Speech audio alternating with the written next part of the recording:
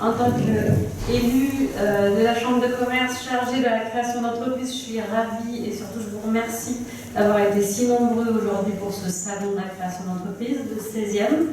Le dernier était en 2019 et avec le Covid, on est heureux maintenant de se retrouver. Il vous a réunis nombreux avec plus de 40 stands, plus de 130 participants. La Chambre de commerce qui est toujours au cœur de l'accompagnement des entreprises depuis sa création, mais aussi pendant toute la vie des entreprises.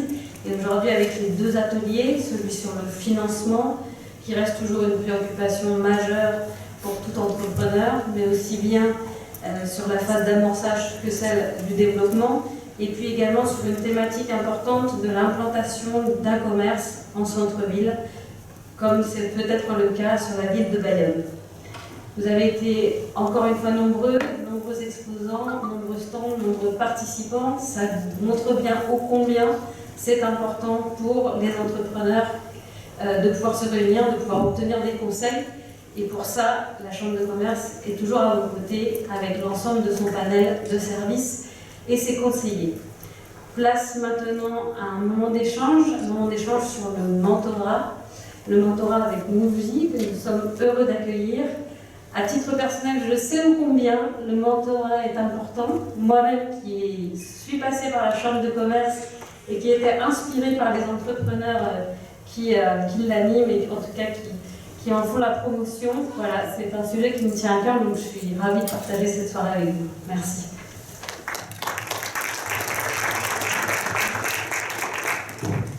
Merci Manuela. Et un grand merci au président Garibat de nous avoir invité à venir parler mentorat ce soir. Donc je suis Bénédicte. Je crois que nous avons un invité ce soir.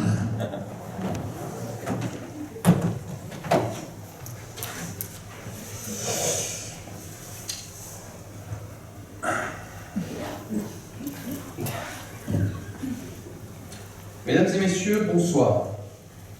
Merci de m'offrir cette tribune d'expression. Alors, surtout, n'ayez pas peur. Je sais que la vision d'un Maghrébin avec une valise dans la même pièce qu'une foule importante peut susciter quelques angoisses. Alors, rassurez-vous, tout va bien. Je n'ai pas encore prévu de faire un stage en Syrie. Pas encore. Par contre, pourquoi suis-je venu avec une valise ? Tout simplement parce qu'en fonction du résultat du deuxième tour de l'élection présidentielle, je serai prêt. Par contre, si au 25 avril, je suis toujours considéré comme migrant accepté en France, j'aurais anticipé en venant à ce salon de l'entrepreneuriat, et ce, sous les conseils, ou plutôt sous la menace, de ma compagne. Oui, parce que derrière chaque homme, il y a toujours une femme qui casse les couilles quelque part, parce que, excusez-moi, je suis un peu véhément, je règle mes comptes, hein. Cela dit, je dis ça avec beaucoup d'affection et de tendresse, hein, parce que c'est en tant que féministe que je parle. D'ailleurs, si des représentantes du mouvement féminin veulent montrer leur sein, hein, pour lutter contre tous ceux contre quoi elles ont envie de lutter, c'est le moment. Bien, j'aurais essayé. Il est temps, mesdames, il est temps que l'homme range sa bite et vous confie les clés du bateau. Vous êtes l'avenir, prenez-en conscience. Parce qu'un homme qui entreprend une femme en la courtisant obtiendra le paradis, alors qu'un homme qui va entreprendre une femme sans lui demander son avis, il obtiendra la prison, tout simplement. Donc je vous le redis, mesdames, prenez confiance en vous et prenez le pouvoir. Voilà, mon intervention s'arrête ici. Je vous retrouve dans une petite heure, environ, vers 19h. On vous a donné quelques petits papiers blancs sur lesquels vous devriez inscrire un thème, hein, au hasard, bien évidemment. Et à la fin, vous devriez les mettre dans cette corbeille qui est ici, là, où on vous la passera. Et avec mes deux collègues de scène, nous interviendrons sur scène pour improviser sur les thèmes que vous aurez choisis. Voilà, donc soyez inspirés. Je laisse maintenant la parole à une femme qui a ouvert les yeux, qui a entrepris et qui a bien fait. Madame Bénédicte Sanson. Merci. Et je vous invite à vraiment vous asseoir ici, parce que vous êtes bienvenus, parce que justement, on va parler mentorat. Et le mentorat, c'est fait justement pour embarquer tout le monde, favoriser l'inclusion, favoriser l'insertion, aider les femmes à grandir, à s'épanouir, à oser. Donc je pense qu'on va bien s'entendre tous les deux ce soir. Donc effectivement, Bénédicte Sanson, je suis cofondatrice et déléguée générale de l'association AJEE, c'est l'association pour les jeunes, les entrepreneurs et l'emploi. C'est une association que j'ai cofondée avec Dominique Restineau, et oui, avec toute femme il y a un homme, avec tout homme il y a une femme. Et c'est Dominique Restineau qui a ramené le mentorat pour entrepreneurs du Québec en 2005. Il était allé représenter le président de la Chambre de commerce de Paris de l'époque, puisqu'il avait la même fonction que Manuela à la Chambre de commerce de Paris. Et il était allé au rendez-vous du mentorat pour entrepreneurs. Et il a découvert cet accompagnement très innovant. Et c'était à l'époque où lui-même vendait son entreprise, parce que ses associés voulaient vendre, mais ils ne se voyaient pas reprendre seul, parce qu'il lui aurait manqué de l'inspiration. Et il s'est dit, si j'avais eu un mentor, eh bien, j'aurais pu aller plus loin, seul sans doute.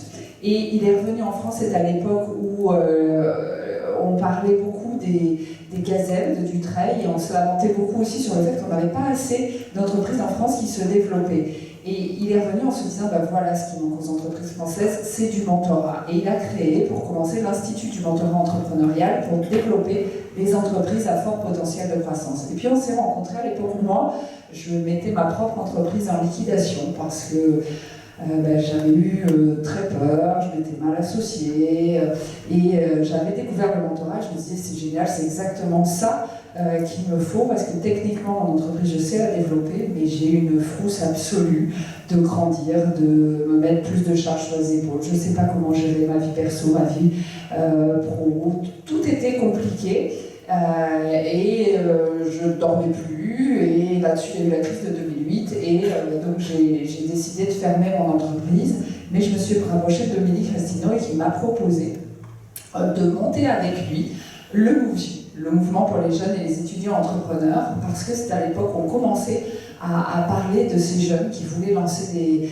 des entreprises, et lui avait cette conviction que pour un pays au cœur du monde, il faut une jeunesse qui bâtit son avenir, et que notre mission, c'était de donner à ces jeunes la possibilité de pouvoir se lancer dès leur premier job pour qu'ils puissent transformer le monde, parce que c'était au début des nouvelles technologies qu'on a beaucoup plus de mal à maîtriser. C'était les grands piliers, les grands engagements sociétaux, les grands virages qu'il fallait prendre, et ils voyaient en la jeunesse ceux qui pouvaient justement nous aider à prendre ce virage. Donc on a lancé ensemble le MOVJ, puis ensuite on a lancé une deuxième marque, le réseau Mentorat France, qui s'adresse à tous les entrepreneurs, pour permettre justement à tous les entrepreneurs d'avoir ce mentorat, puisqu'on se rend compte que finalement, dans sa vie professionnelle, on a Manuela qui en est un exemple formidable, eh bien, c'est toujours le moment de se lancer si on en a envie. Et le mentorat, qu'est-ce que c'est? Et c'est ce qui va nous occuper ce soir. C'est quoi? Si vous regardez la face qui brille, c'est quelqu'un qui va réaliser son rêve, qui a une idée et qui se dit je vais y aller. C'est quelqu'un qui dirige, c'est quelqu'un qui a l'air libre et qui a du pouvoir. Et puis si on regarde l'autre côté, la face un petit peu moins visible de l'entrepreneur, c'est surtout quelqu'un qui porte de très très lourdes responsabilités. C'est quelqu'un qui a le devoir de faire face quoi qu'il arrive, contrairement à ce que une idée assez répandue, il n'y a rien de pire pour un entrepreneur que de devoir licencier. Pour éviter de licencier, il faut en permanence être sur le pont. Quand il y a un coronavirus, on ne peut pas dire je reste à la maison en attendant que ça passe. Non, on a à continuer à faire en sorte que l'entreprise puisse continuer à exister. Et donc notre mission au réseau Mentorat France et au MOVJ, c'est d'aller chercher des entrepreneurs expérimentés qui vont accompagner des entrepreneurs qui sont plus débutants pour partager avec eux leur vécu d'entrepreneur et les accompagner à ouvrir le champ des possibles, à leur faire un effet miroir pour qu'ils trouvent leur petite musique intérieure et qu'ils soient capables de porter l'entreprise qu'ils ont envie de développer. Donc le mentorat, c'est donc cet accompagnement entre pairs, c'est un entrepreneur expérimenté qui va questionner l'autre pour l'aider à trouver ses propres solutions. Le mentor n'est pas quelqu'un qui donne des conseils, c'est quelqu'un qui va vraiment s'intéresser profondément à l'autre, qui ne va pas lui donner de solution parce que le vécu de celui qui l'accompagne est forcément, et l'ambition de celui qui l'accompagne est forcément différente de la sienne, de ce qu'il a vécu l'autre. Il va l'aider à se révéler. On parle souvent de maïeutique. Et le mentor, eh bien, il est bénévole. Il n'a absolument aucun intérêt financier dans l'entreprise de celui qui l'accompagne. Il ne peut pas être partenaire, il ne peut pas être investisseur, il ne peut pas être client.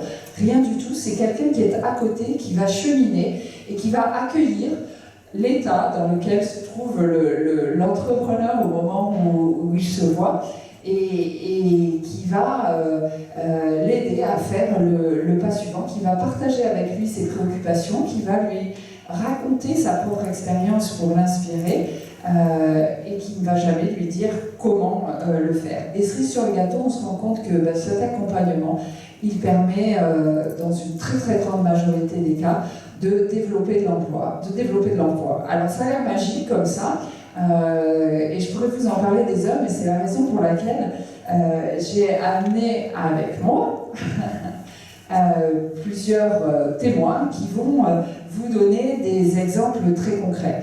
Et si on est là en fait aujourd'hui, c'est parce que donc, nous existons depuis 13 ans, nous avons accompagné 2500 entrepreneurs, nous avons pas loin d'1 millier de mentors. Et vous avez peut-être entendu parler du plan de relance qu'il y a eu en 2021, avec un plan, un jeune, une solution, et beaucoup d'efforts mis sur la jeunesse, et dont un plan à l'intérieur de ce dispositif, un jeune, une solution, qui est un jeune, un mentor, avec pour objectif que 100 000 jeunes puissent avoir accès au mentorat. Il y a eu 53 associations qui ont été labellisées pour répondre à cet appel à projet de l'État, dont le MOVI, et le MOVI est la seule association qui accompagne les jeunes qui se lancent dans l'entrepreneuriat avec du mentorat. Ça nous a amené à devoir multiplier par 6 nos volumes. Des jeunes, on n'a aucun mal à les multiplier par 6. En revanche, les mentors, c'est un petit peu plus compliqué à trouver. Donc aujourd'hui, nos mentors et nos mentorés, et tous nos témoins sont là pour vous faire toucher du doigt à quel point ce mentorat est important. Il est important pour ceux qu'on accompagne, mais il est aussi très important et très gratifiant pour ceux qui y accompagnent. Donc, je vais faire témoigner tout le monde sur ce sujet-là. Et la CCI Bayonne a été vraiment convaincue de l'intérêt de cet accompagnement. C'est pour ça qu'elle nous a donné l'opportunité de cette prise de parole ce soir. Et donc j'ai avec moi donc 4 entrepreneurs. Michel Zohari, donc Michel qui est là, qui se présentera, qui est entrepreneur, multi-entrepreneur, qui se présentera. Manon Belleret, qui est fondatrice de Bonbon Design à Saint-Jean-de-Luz, et qui est mentorée justement par Michel Zohari après un premier mentorat qui n'a pas fonctionné, et elle vous expliquera pourquoi, et ce qui vous permettra de toucher du doigt tout ce dispositif et à quel point il est important de respecter un certain nombre de consignes pour que tout ça se passe très bien et puisse donner toute sa puissance.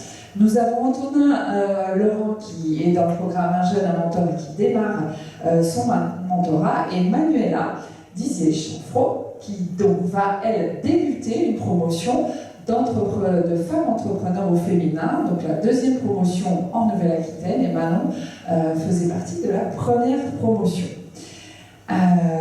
Et donc, je vais vous inviter à vous présenter, vos entreprises tous les 4, et puis ensuite, je vous parlerai de 2 autres invités, quelques instants. Bonsoir à toutes et à tous, donc Antonin Laurent, 25 ans demain, je vous laisse noter.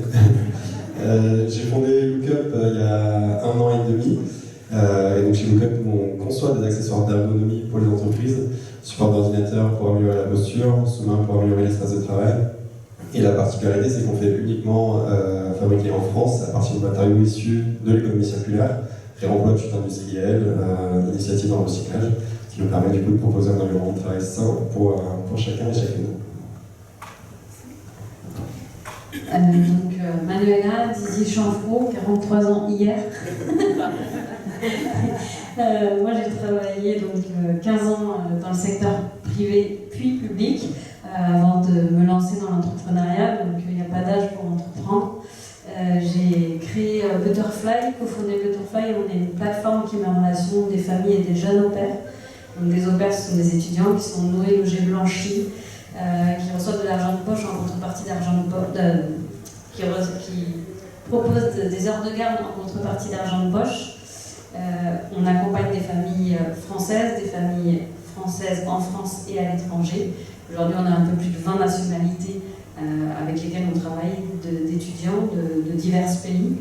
Et puis la société s'est développée progressivement.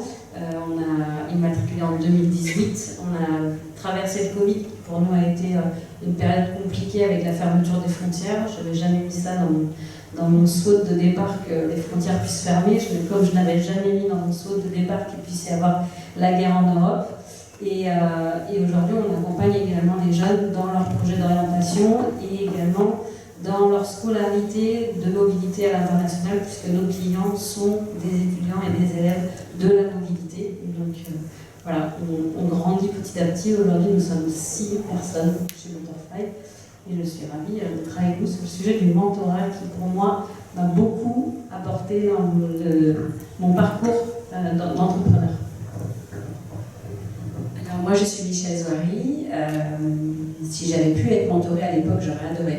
Ça n'existait pas. Donc, on se sent assez seul quand on est dans entrepreneur en général. J'ai eu pendant 20 ans une entreprise qui s'appelait Privilège et qui était dans le milieu de la mode et de la coiffure. J'ai adoré mon métier, c'était passionnant, on était partout, à l'étranger, etc. C'était chouette. Et puis, il y a 5 ans maintenant, j'ai vraiment eu envie de changer, je ne savais pas encore pourquoi. Et comme j'avais une équipe qui avait envie de reprendre, c'est mon équipe qui a récupéré l'entreprise. Je les ai aidés pendant 1 an. Et puis après, c'était un peu difficile quand même, parce que malgré tout, c'était mon bébé, donc j'avais un peu de mal. Donc à un moment, j'ai lâché. Et puis après c'était pas fini pour moi. Donc après, je me suis dit, mais qu'est-ce que je peux faire de tout ça? Alors j'étais déjà mentor à l'UMOVJ. Donc j'accompagnais déjà des jeunes à l'époque. Et là, j'ai décidé de reprendre mes études, donc il y a 5 ans. Et puis j'ai passé un diplôme. Et maintenant, je suis formatrice, coach, et notamment surtout dans le milieu de l'entrepreneuriat. Et en même temps, mentor. Donc ce soir, je suis en tant que mentor. Mais donc j'ai recréé l'entreprise. Et ça, c'était génial parce qu'on redémarre à zéro, c'était pas du tout mon métier, et voilà, et maintenant j'adore en fait, parce que je trouve ça vraiment passionnant. Donc voilà, mais ce soir, je suis en tant que mentor du MOVJ et du réseau web. Bonsoir à tous, donc je m'appelle Manon Valoré. J'ai fondé Mon Bon Design en 2016. Et pour le coup, moi, j'ai sauté dans le bain de l'entrepreneuriat sans jamais avoir été salariée. Donc, c'était tout nouveau juste après mes études. Et donc, je suis designer d'espace à Saint-Jean-de-Luz. Je m'occupe de projets de conception pour des particuliers et des professionnels. Tout ce qui est aménagement de bars, restaurants, bureaux. Au niveau local et national pour les professionnels. Et j'ai découvert le mentorat après une remise en question, au bout de 5 ans d'entrepreneuriat et d'avoir testé plusieurs typologies de travail, de clientèle, de projets. J'ai eu envie de me faire accompagner et j'ai découvert le programme pour les femmes entrepreneurs en Nouvelle-Aquitaine. Donc là, tout s'est bien aligné et je serai ravie de vous en parler tout à l'heure. Merci. Merci. Alors avant de commencer les témoignages de nos 4 entrepreneurs, je vais donner la parole à 2 piliers en fait de cette arrivée au Pays Basque. Alors pour moi c'est un retour aux sources, parce que je suis née à Bayonne à la clinique René, j'ai vécu jusqu'à 20 ans. Et donc je vais vous présenter Stéphane Sauvé, qui est notre animateur régional, et Jérémy Farah de l'Estia, vous êtes un grand nombre, je pense, ce soir à connaître ici. Et donc en un mot chacun, est-ce que vous pouvez nous dire pourquoi vous avez embarqué? Un mot.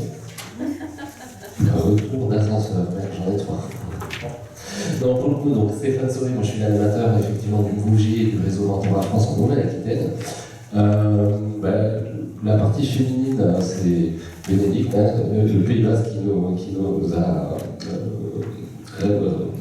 rapprochés. Et le souhait en tant qu'entrepreneur également, moi je ne suis pas mentor, mais pour le coup j'ai décidé d'avoir un impact systémique sur le territoire qui soit plus fort, c'est organiser justement cette communauté mentorale. Donc grâce à Jérémy, on a identifié des jeunes, des bénéficiaires. Donc là, merci pour cette aide. Merci à la CCI, merci à tous les partenaires qu'on a aussi sur le territoire. Et là, mon enjeu, c'est véritablement, c'est mon call to action, c'est aidez-nous à trouver des mentors. Et là, j'ai explosé le temps de parole. Merci. Et donc, Jérémy. Donc, bonjour à tous. En tant que pilier, j'ai essayé d'assurer dans la mêlée. À ceux qui ne connaissent pas, il y en a aussi beaucoup évidemment dans la salle. Moi je travaille à STI Entreprendre, c'est le service d'accompagnement des startups innovantes adossé à l'école d'ingénieurs de l'Estia qui est basée à Villars, qui est une démarration de la chambre de commerce et de l'industrie de Vienne. Et Startup Manager, c'est-à-dire accompagnement de boîtes. J'ai aussi, dans ce service, on accompagne entre 60 et 80 startups par an, plus sur la structuration de leur business, sur des aspects vraiment de leur projet. Que ce soit du temps de la création jusqu'au développement, les premières années jusqu'à l'accélération, mais aussi j'ai une transversale sur la sensibilisation et l'accompagnement de nos étudiants entrepreneurs, c'est-à-dire ceux qui viennent encore avant. L'Estia, c'est donc une école d'ingénieurs, donc il y a 1000 jeunes qui ont aussi des projets. Donc j'ai dit qu'on avait 60-80 startups dans notre écosystème et dans nos incubateurs. On en a à peu près autant par an qui sont étudiants, qui ne franchissent pas forcément le cap. Et ce que je vois, c'est qu'il n'y a pas d'âge pour entreprendre, on l'avait dit juste avant, donc on a des entrepreneurs plus matures, je parle du projet évidemment, des étudiants qui sont là, des entrepreneurs aussi intermédiaires qui viennent de répondre à des calls là, j'ai cru entendre qu'il y avait de bons candidats ici aussi au Pays Basque qui n'ont rien envié à des boîtes parisiennes. Je suis content que vous ayez identifié en tant qu'écosystème, là je ne parle pas que de l'Estia, un territoire qui puisse porter cela. Et pourquoi le mentorat? Parce que, comme j'ai dit, nous on accompagne sur le projet. Alors de façon détournée, des fois on va accompagner les porteurs un peu sur des aspects de posture, mais c'est pas notre cœur de métier. Et quel que soit leur âge, c'est des questions qui tendent la légitimité, qu'entreprendre, est-ce que je suis fait pour ça, est-ce que j'ai le droit d'entreprendre, est-ce que je peux entreprendre. Et ça, que l'on ait 60, 50, 30 comme moi, ou 25 comme toi demain, c'est des questions qui tombent tout le temps. Donc, on est là pour collaborer et je suis content de dire que sur le programme Un jeune mentor, que je remets une couche, il y a une cinquantaine de jeunes qui sont accompagnés en Nouvelle-Aquitaine, il y en a 15 ou 20 qui viennent de l'Estia ou de l'écosystème, donc c'est pas mal. Sur les autres programmes aussi, on a de fiers représentants. Donc, moi aussi j'ai trouvé le temps de parole, mais je m'en vais là. Call to action du mentor. Merci à tous les deux. Donc maintenant, je vais passer à nos entrepreneurs. Ils vont rester à côté de nous, vous imprimiez bien leur visage, et que donc vous sachiez à qui parler juste après, pour vous déclarer en tant que mentor, ou en tant que mentoré, si c'est d'un mentor dont vous avez besoin. Et vous deux, n'hésitez pas, si vous souhaitez compléter, intervenir, poser une question, vous êtes les bienvenus également. Je vais commencer par m'adresser à notre mentoré. Ils vous ont montré la face qui brille, hein, quand on les écoute, elles sont chouettes, l'entreprise. Donc maintenant, je vais vous demander la face cachée de la lune, hein, celle qui est sombre, qui n'est pas éclairée par le soleil. Pourquoi vous êtes venu en mentorat? Qu'est-ce qui a chez vous déclenché cette envie d'avoir un mentor?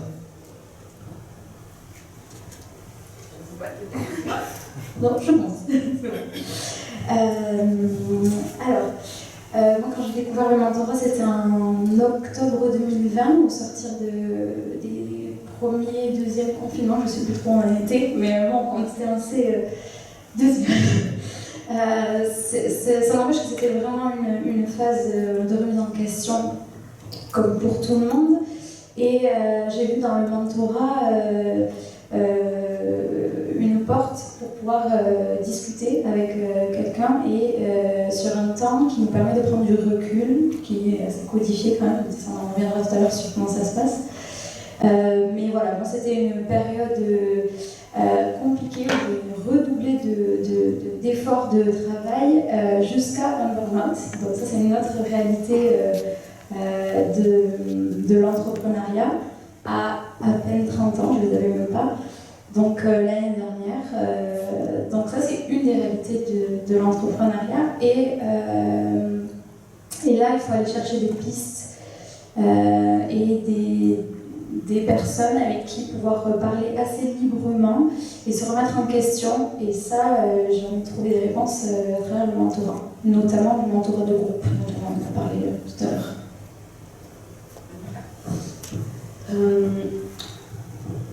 Alors, c'est vrai que pour moi, le mentorat, c'est une démarche finalement que je dirais qui est presque rentrée dans mon quotidien. Parce que de mon parcours, j'ai toujours cherché à regarder, à m'inspirer de personnes qui pouvaient m'entourer. Tout à l'heure, je parlais de mon parcours au sein de la Chambre de commerce. J'ai travaillé 5 ans à la Chambre de commerce. Et quand je travaillais auprès d'élus qui sont des chefs d'entreprise, tous individuellement chez eux, il y avait des choses que je trouvais intéressantes, qui m'apprenaient des choses. Et donc ça a été la première étape. Après, j'ai eu la chance de bénéficier de l'accompagnement d'un réseau d'entreprendre. Il y a beaucoup de personnes dans cette salle qui m'ont guidée de tout mon parcours. Séverine Néant, Jérémy, Hélène Marty. Quand on parle de la Chambre de commerce aujourd'hui, c'est assez une fierté en fait de représenter ces institutions qui sont tous individuellement les conseillers qui, à un moment, permettent à un entrepreneur de le regarder dans les yeux, de lui mettre la main sur l'épaule et de lui dire on peut trouver des solutions ensemble. Et ça, c'est extrêmement précieux. Tout à l'heure, vous parliez de la face cachée du chef d'entreprise. La face cachée du chef d'entreprise, c'est quelqu'un qui a peur d'échec, qui a peur de se planter, qui a peur de se tromper, qui a peur de donner sa parole et de ne pas la tenir. Mais il n'est pas forcément responsable de ne pas tenir sa parole. C'est qu'il y a des phénomènes exogènes qui font qu'il ne peut pas le réaliser. Mais il y a tellement de choses en fait à gérer qu'à un moment, même s'il a appris à nager, il a toujours besoin d'une bouée de sauvetage. Et ça passe par un regard, ça passe par les 3 minutes au café de quelqu'un qui va lui sourire en lui disant passe une bonne journée. Moi, c'est vrai que je suis restée dans l'écosystème d'une pépinière avec Estia Entreprendre parce que c'est ça la force que ça me donne. Non seulement c'est un peu comme ma famille parce que je les connais depuis des années, mais c'est ça qui m'a permis de tenir. C'est vrai que après le Covid, moi le Covid a eu un effet très fort sur moi et sur mon activité. Je le disais tout à l'heure, notre service c'est de la mobilité internationale. J'avais jamais mis dans un SWOT que les frontières ferment. Le jour où c'est arrivé et que j'ai vu que ça allait durer, je me suis posé la question 10 fois. Je ferme mon entreprise, je pivote, je garde mon activité. Et puis ça n'a pas été... on a vécu ensemble avec Manon ces moments-là. On faisait partie du réseau Touche ta boîte. On s'est serré les coudes, on se redonnait rendez-vous tous les 15 jours en visio le jeudi midi. C'était ça qui nous donnait de la force, c'était ça qui nous donnait de l'énergie, c'était le fait de savoir qu'on était tous en galère et qu'en fait, le fait de partager nos galères, ça nous faisait du bien en fait. Et donc voilà, ce mentorat, aujourd'hui, ce qui fait que je poursuis dans le mentorat et j'espère le retour d'ascenseur pouvoir le donner, alors je le fais à titre associatif, c'est que pour moi c'est essentiel et je trouve super qu'on l'initie pour les étudiants. Parce que pour aussi travailler sur des sujets d'orientation scolaire, on a besoin de ça. On a besoin de quelqu'un qui va nous donner un effet miroir, qui ne va pas nous juger et qui va être là pour nous accompagner. Merci. Alors, Antoine, quelque chose à rajouter? Il y a eu beaucoup de choses de dites, peut-être sur l'expérience perso, mais j'ai été étudiant entrepreneur et tout de suite, ça a été d'aller chercher comment est-ce que j'apprends beaucoup en un minimum de temps. Donc, quoi de mieux que l'entrepreneuriat.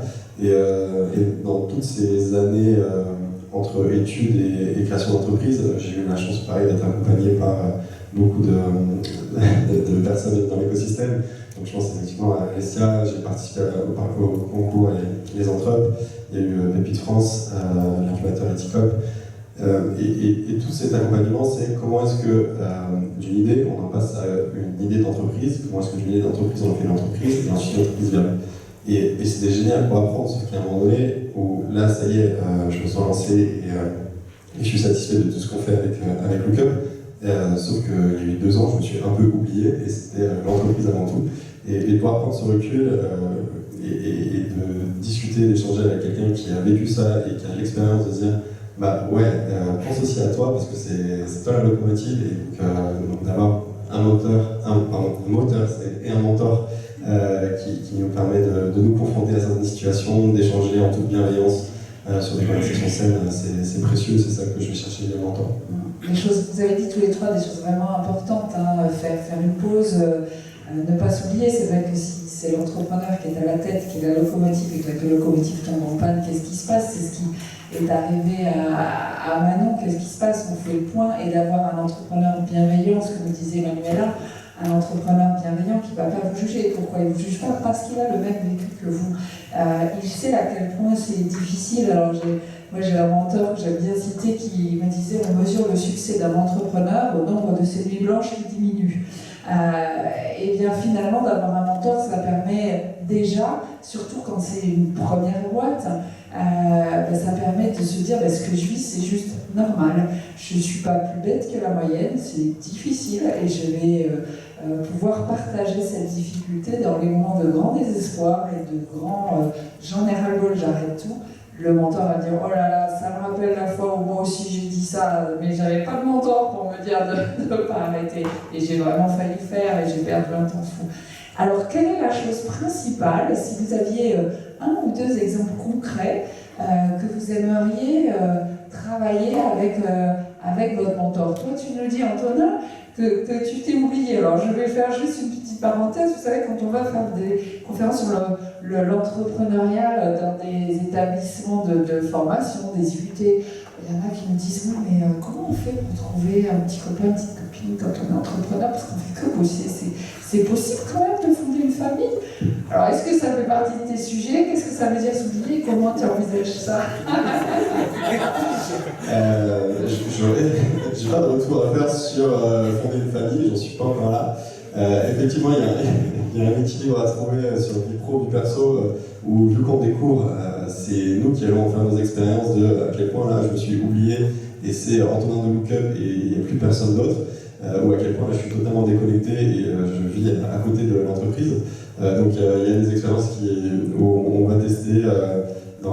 Mais c'est vrai que je suis quand même assez rapidement tombé en amour de ma propre entreprise et presque marié avec. Et j'ai volontairement vraiment mis de côté beaucoup de choses sur la vie perso, et notamment les relations sur le début, parce que ça me prenait beaucoup d'énergie, que j'avais envie tout simplement de mettre ailleurs. Après, j'invite tout le monde à faire ses expériences, à trouver ce qui est bon pour lui. Avant tout, j'ai pas de conseils là-dessus. Et alors, les premiers sujets que tu aimerais traiter avec ton mentor, parce que tu vas démarrer, là, ça y est, vous êtes choisi, vous êtes aimé, et vous allez démarrer. Quels sont les premiers sujets qui pour toi sont les plus importants? Le premier sujet sur lequel on s'est mis d'accord effectivement avec mon mentor, c'est comment est-ce qu'une entreprise où aujourd'hui commercialement c'était avant tout moi et finalement les partenaires, le bouche à oreille qui fonctionnait bien, comment est-ce qu'on va aller s'entourer de revendeurs et monter en volumétrie de vente qui va permettre de générer le chiffre d'affaires, mais surtout il faut se structurer en amont. Donc c'est un peu ce passage à l'échelle dont on parle assez souvent et que nous, on est suffisamment mature et le marché devient mûr pour accélérer, sauf que j'ai jamais fait. Donc comment est-ce qu'on anticipe au maximum avec justement des retours d'expérience de Guillaume qui lui a explosé très rapidement, donc qui a ces sujets-là d'expérience qui va pouvoir partager avec moi. Tu sais que la première chose qu'il va te dire, c'est: et toi, comment tu comptes faire? Je ne vais pas chercher des réponses, je vais chercher des questions. Manon, pour toi, c'était quoi les premiers sujets que tu souhaitais traiter avec ton mentor? C'était existentiel, c'était pourquoi. Le pourquoi je suis là, pourquoi je fais ça.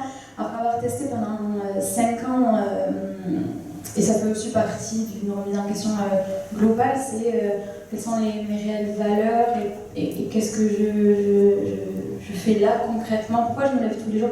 Parce qu'au moment quand on est en place aussi, on s'est lancé, on a fait plus dur, on a un rythme de croisière, et pourquoi on continue? Et ça c'était un peu ma question, donc pourquoi, mon rêve. Et donc ma première séance était sur permets-toi de rêver, et voilà, on est sur ça, sur la vision. D'accord, C'est super. génial. Merci. Alors Manuela, je vais te tutoyer comme je tutoie tout le monde, ça c'est un problème. Non. Manuela, une question un petit peu différente. Il y a plus de son, si ça y est.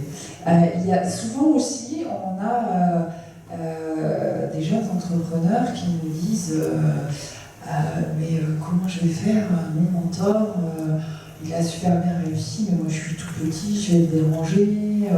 Et tu nous as déjà parlé, de par ton expérience, de l'importance de ces échanges. Comment on fait pour se sentir d'égal à égal avec son mentor ou avec les entrepreneurs qui sont plus loin sur le chemin que nous? C'est une bonne question. C'est vrai que moi j'ai souvent eu le sentiment d'imposture et je pense que je ne suis pas la seule à le ressentir.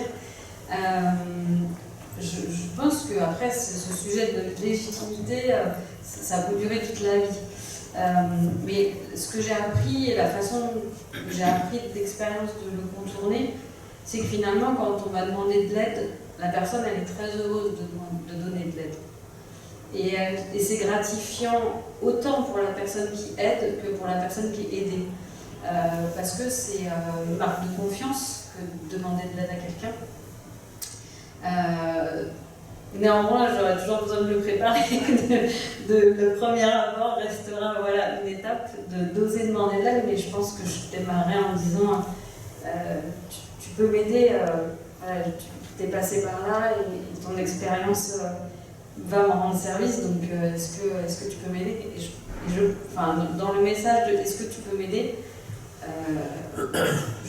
la personne le reçoit normalement positivement. Bon. Merci. Alors donc maintenant nous allons donner la parole à notre mentor, Michel que je connais bien, et du côté des mentors on entend aussi souvent mais qu'est-ce que je vais leur apporter à ces jeunes, ils sont incroyables, ils savent tout faire. Donc Michel, j'ai plusieurs questions. La première c'est comment on devient mentor, pourquoi on devient mentor, comment on se lance, et justement quels sont les freins à devenir mentor? Je suis mentor depuis plusieurs années, mais la première fois qu'on est venu me chercher comme mentor, je me suis dit mais non, moi aussi j'ai eu le sentiment d'imposture, je me suis dit mais d'accord, j'ai une entreprise, d'accord, oui c'est vrai que ça fait quelques années, et je ne m'étais pas rendu compte que c'était déjà bien, mais qu'est-ce que je vais apporter justement? Et qui je suis moi pour aider l'autre? J'avais vraiment au départ un vrai frein à me dire mais non, je ne saurais pas en fait. Et puis je me rappelle de ma première mentorée, on s'est donné rendez-vous dans un café, et je me suis dit, je me suis préparée en fait, vraiment comme une... Et puis en fait très vite, à partir du moment où on a la bonne personne et où le contact se passe bien, et cette première mentorée, ça s'est vraiment bien passé, très vite, il y a quelque chose qui se passe, on n'a pas besoin de se poser de questions, elle vient avec des choses à nous demander, et comme on est là, surtout pas pour le conseil, mais surtout pour une prise de recul en fait. Rien que déjà dans la façon dont elle nous pose les questions, nous on est déjà passé par là. On a déjà eu des difficultés, on a déjà été dans le guidon, on a déjà failli faire tomber sa boîte, etc. Donc dans les questions et dans notre réponse, déjà d'avoir comme ça ce miroir, d'avoir quelqu'un qui est là et qui est un peu, je dirais, comme un guide qui accompagne légèrement avec une lampe, en fait, là où nous, on a eu des moments difficiles, ça s'est après très très facilement passé, en fait. C'était beaucoup plus simple que je pensais, et surtout très riche, de part et d'autre.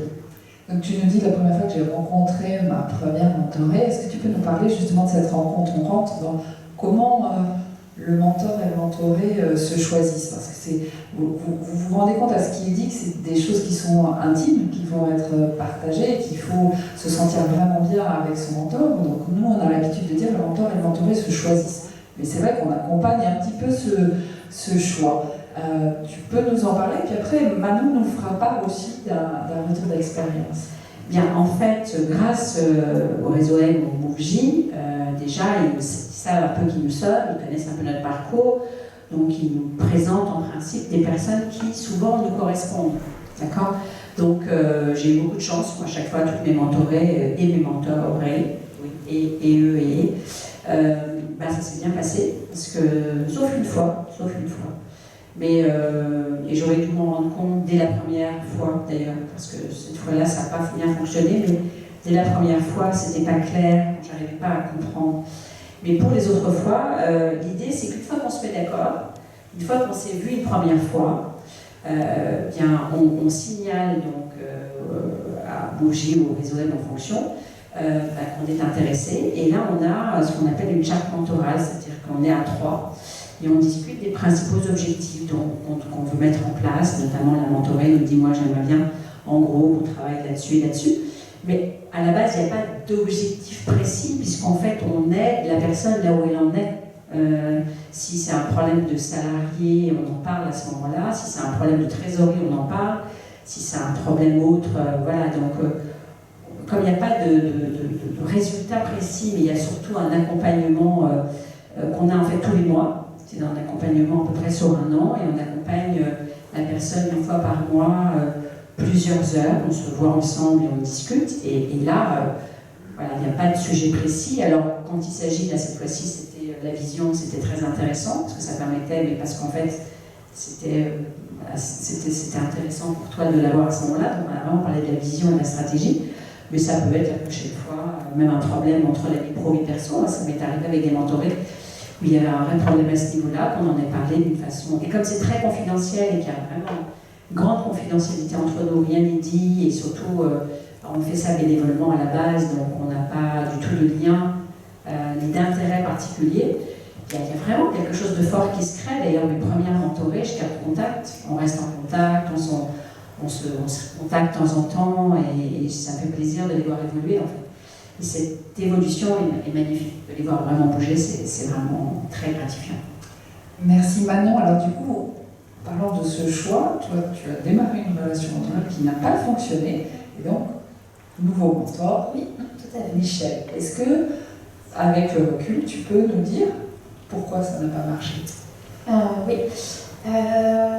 C'est quand même beaucoup lié au temps, parce que la première rencontre, et tu le précises en plus, il faut y passer du temps, il faut vraiment... il y a une part d'intuition de comment on sent la relation, et il faut arriver un peu à se projeter aussi. Donc la première réunion, de rencontre, en fait, le premier date, c'est un peu comme ça. Il faut vraiment se projeter et être actif dans cette première réunion pour que ça soit bénéfique pour la suite.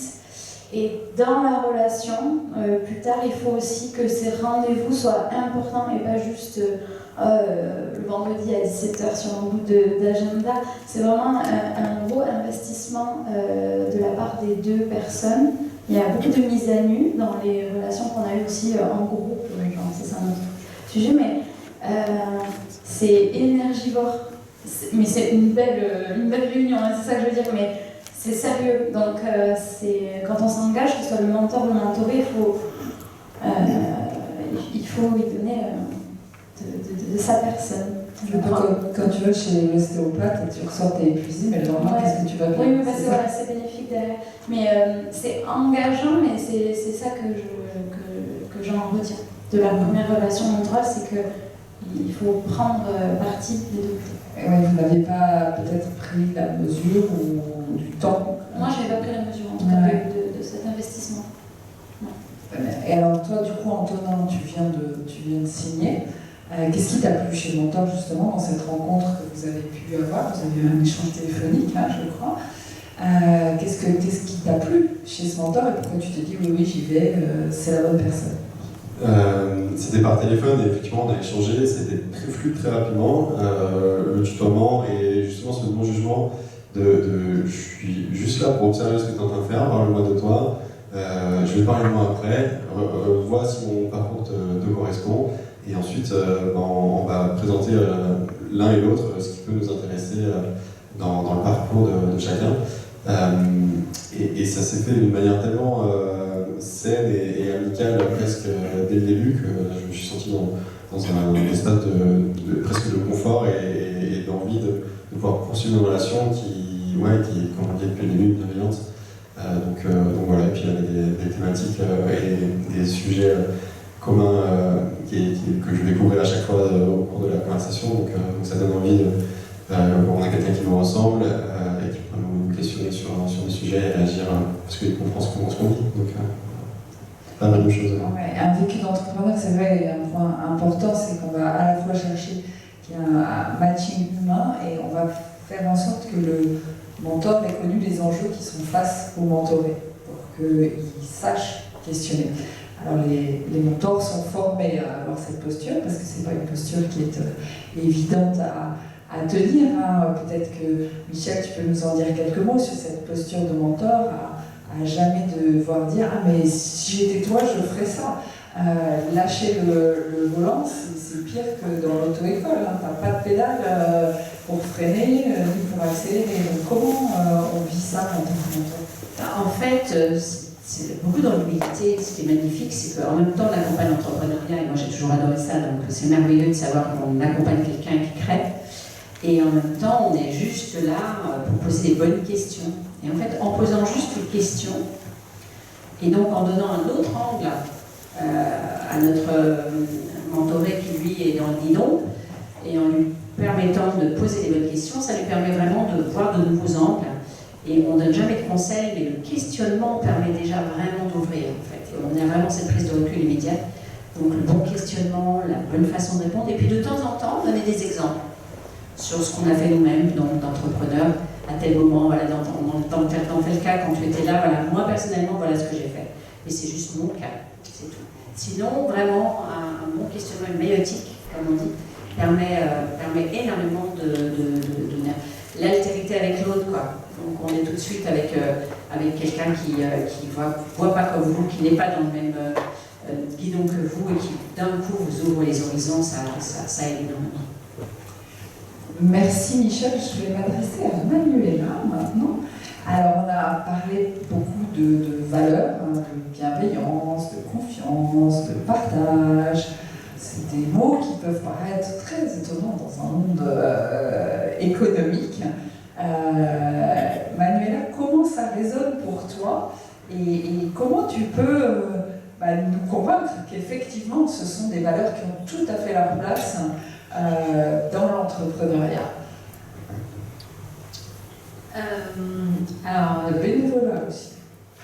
Oui, alors pour moi ça a tout à fait sa place et c'est même un alignement, c'est-à-dire que moi au sein de mon entreprise, ça fait partie des valeurs de l'entreprise.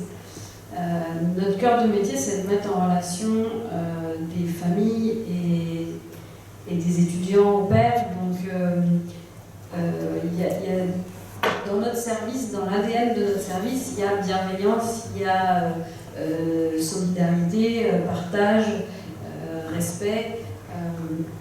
Et pourtant, on en a fait une activité économique. Alors, on est une société de l'économie sociale et solidaire.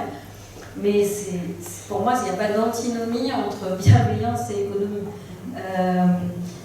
Bien au contraire, je trouve que les modèles d'entreprise d'aujourd'hui nous montrent bien qu'on peut créer de la valeur autour, et quand je dis de la valeur, c'est de la valeur ajoutée, autour de ces valeurs, avec un S, humaines, de société, et puis je passe le spectre écologique, mais on est vraiment là-dedans. Donc, je ne sais pas si j'ai bien répondu à la question, mais... Si, tout à fait. Ce qui est important, c'est qu'effectivement, on peut s'imaginer qu'on est un peu bisounours en parlant de toute cette bienveillance, etc. Alors que c'est souvent une des grandes découvertes des nouveaux entrepreneurs d'imaginer un monde très dur, alors qu'il y a un monde d'entrepreneurs extrêmement solidaire et où tous vivent de grandes difficultés, et cette entraide est vraiment au cœur finalement d'une très grande majorité de l'écosystème entrepreneurial et des entrepreneurs. Il y a beaucoup de réseaux d'entrepreneurs, il y a une grande solitude de l'entrepreneur dans son entreprise, et il va trouver de l'entraide, il va arriver à sortir de cette solitude qui est terrible reste par cette solidarité, mais encore faut-il entendre qu'elle existe et aller vers. C'est pour ça que vous qui avez cette expérience, c'était important de l'entendre. Il faut en être convaincu. Il faut en être convaincu, mais on en est convaincu quand on vit, je crois. Alors, il est déjà 19h, donc on va être obligé de conclure. C'est passé extrêmement vite. Alors, oui, d'abord, on va donner la parole à la salle. Est-ce que vous auriez, pour nos témoins, des questions? Il y a un nombre de sujets incroyables qu'on n'a pas pu traiter. Est-ce que vous avez des questions à nous poser avant qu'on passe à la dernière partie de cette belle journée?